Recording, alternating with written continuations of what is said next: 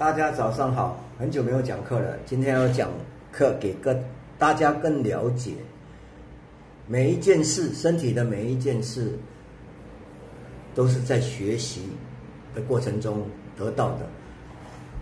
人体为什么走到今天这个地步呢？就是没经一事不长一智。我们中华文化很好的，就是留下了很多非常经典的，可是很简单的，可是大家都没有去注意它。不经一事，不经一事，不长一智。这个是大家听完了，到底是什么事啊？不经一事，不长一智，是大自然的定律。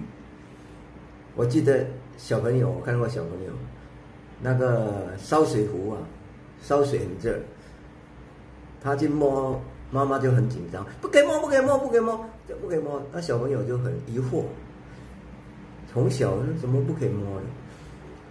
趁妈妈不注意的，他手就去摸一下，哇，烫的那哇哇大叫的时候。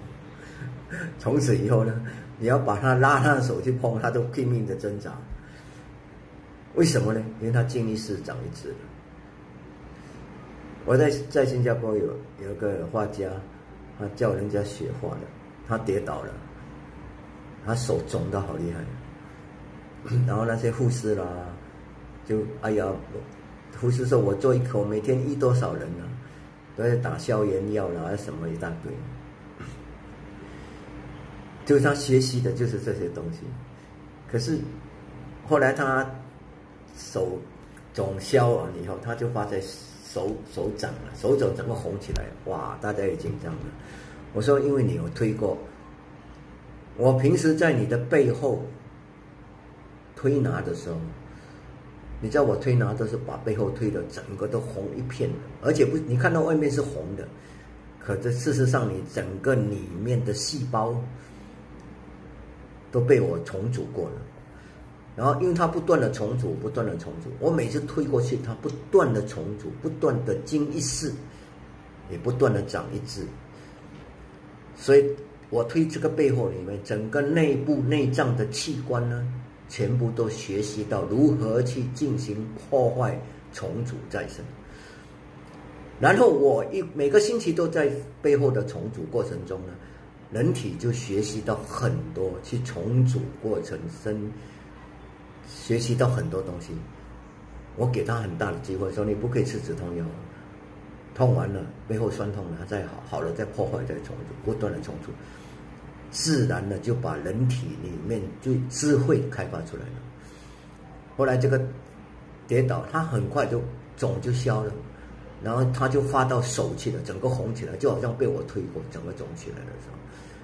那过几天他也慢慢消了。我给他经过了多少次多少的重组，刚才来在推我过，你看你慢慢消了，你要给他时间，身体不断的学习如何去重组、破坏、重组再生的过程中，是很难得的，因为你给他机会了，所以他学习到如何去重组，所以这个叫不经一事不长一智。大自然的定律就是你要经过破坏，你给身体机会去重组，而不是我给他药物，他自己去重组，没有，不可以。你完全要学习如何，叫那个小朋友要去摸那边，你给他戴一个手套，叫他去摸，他摸了绝对不会热，他没有经过这个，他不知道热是这么烫的，你知道吗？以后他还会烫到。大自然的定律完全是自然两个字，道法自然。可是我们这么多年了，我每次讲了这么多了，有人听我讲不经一事不长一智，左耳讲进去，右耳就出来了，然后完全不学习我讲的不经一事不长一智。今天我讲这些呢都很重要，因为我讲东西没有稿的，所以我都会从自然中去提起，去想起如何去讲给你们明白。其实要讲一件事明白是非常辛苦的，可是没办法，我只用自然2个字去形容，还有我们中华文化留下很多非常厉害的。我每次看到这类字体，未经一般寒彻骨，焉得梅花扑鼻？扑鼻响就是不经一事不长一智，他们都是一样的，有的用这样去形容，比如诗人啊，这个李白啊，诗仙啊，或者他用很多诗句去表达出来。像弘治禅师也是，弘治禅师也是用自然，他也是用自然的方法去讲说，你要给他自然啊，所以他讲虚空谁肯挂一物嘛，大海自然归百川。虚空谁肯挂一物啊？在虚空你怎么去挂物啊？挂不住的。大海自然归百川，不是百川归大海吗？那不是，看不到的东西，阳光一晒，海水一蒸发，又跑到山上，又大海的水又飘到百川去了。下个雨，结个冰，又流回大海了。所以弘治大禅师呢，活佛他就用这样来形容。可是中国文化就是不经一事不长一智，比较给你明白的。今天的病毒也是这样。病毒来的时候 ，COVID-19 为什么它叫 COVID-19 呢？它叫做肺炎，它叫肺炎，肺发炎的病毒，它攻击你的肺的，所以它叫肺炎的病毒，它是叫呼吸道病毒。可是我们的那些医学家呢，这些利益共同体呢，利益联盟呢，外国那个人他讲，哇，这些都是利益联盟了。利益联盟包括谁呢？包括医生啦、打针的护士啦、卖这些药物的啦、关说的啦。这个因为它庞大的一支疫苗，这次的疫苗花了全世界多少人的钱呢？尤其我们新加坡政府，我们新加坡政府也是那个利益联盟的，因为他也是投资疫苗嘛，所以讲的话不能够信的哈。疫苗已经争议很多了，你知道吗？我不要讲去对不对的争议，我用自然2个字。呼吸道病毒就好像小朋友这样，你要给他自然。我们人体的肺就好像小朋友，它一样，它经过病毒的磨练以后呢，你给它的机会，它就会产生病毒的抗体。是我讲的算了吗？是我讲肺经过病毒感染就算了吗？不是。大家这么在3年里面，全人类都经过，还是打了疫苗几剂，还是要经过呼吸道感染后，它就产生抗体了。慢慢没事，不是打疫苗没事，是因为开放了，大家感染了。有的人感染了，喉咙痛，他也感染了，只是他们不讲，他自己也治愈了。因为感染病毒，才有治愈能力。都在经一事长一智这个框架里面。利益联盟呢，就会讲很多那个病毒的故事啦，病毒又变种啦，病毒又怎么了？其实经一事长一智就是你的肺发炎，你如何把它重组回去？就好像一棵树被砍了，很多细菌也会去树那边吃，因为在砍的过程中它受伤了。很多霉菌也会去黏在那边，可是树也很厉害，它从里面的细胞长出新的防卫系统，因为被砍了，它会防卫系统越来越强，它会长出另外一套的经一事长一智。它被砍了，它不是这棵树昨天才砍了才学习的，因为它从它的细胞体里面去学习到如何去被风吹断了以后呢，它如何再去长出新的树干、树枝。人类跟所有的生物都一样，也是不经一事就不长一智。可是我们现在因为整个医学学问太多了，就不把自然当成一回事。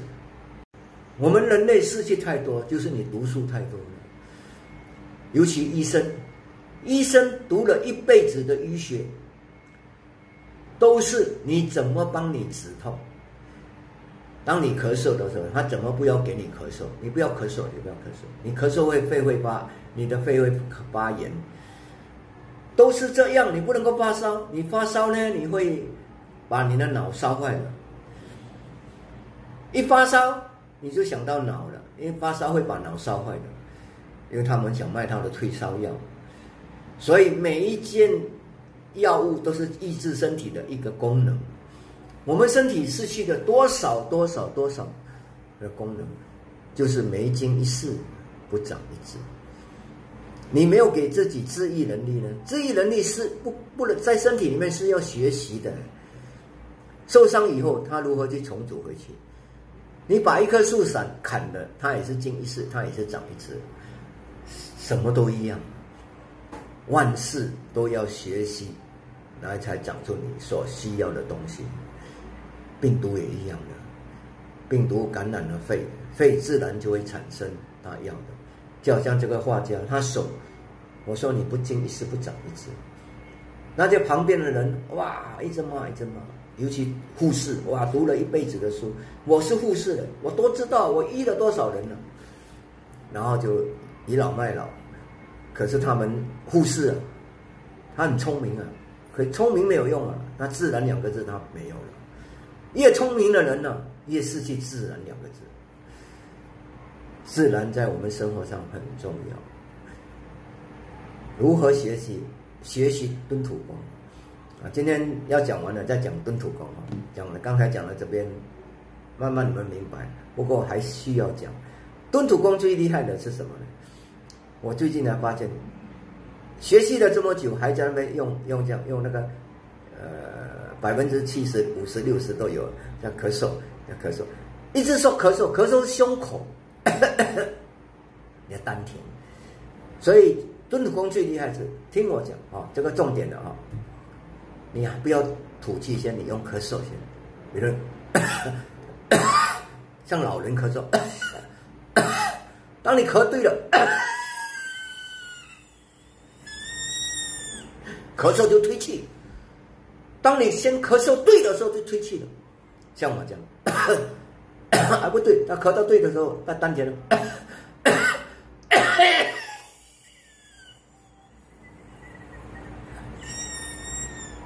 那声音很细的就出来。这个是心法最重要，不要吐气，先用咳嗽。当你丹田还推气，当你能够做到这一点，敦土功就成功了。然后当你推到最强的时候，你会流出眼泪。你平时在咳嗽那个，哎呀，我咳到半死了，我半夜一直咳，没有用的。你要像我这样，用自己演那个咳嗽，你演那个胸口那个咳到胸口那个咳嗽，你不是这个，这跟有一样吗？不一样啊！你听我讲，跟这个也不一样。所以很多人咳嗽就。他把气也推到丹田去了，所以你先演那个老人的咳嗽，丹田的，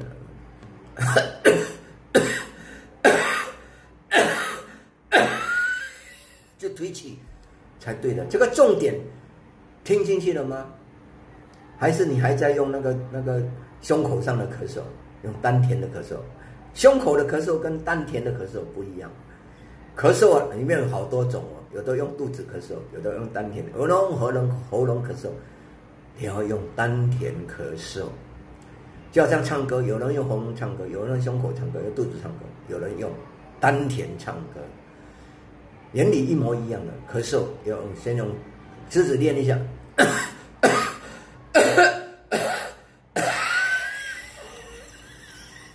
对了才推，好不好？啊，今天就讲到这。希望大家也经一事，也能够长一智。今天就讲到这，谢谢大家。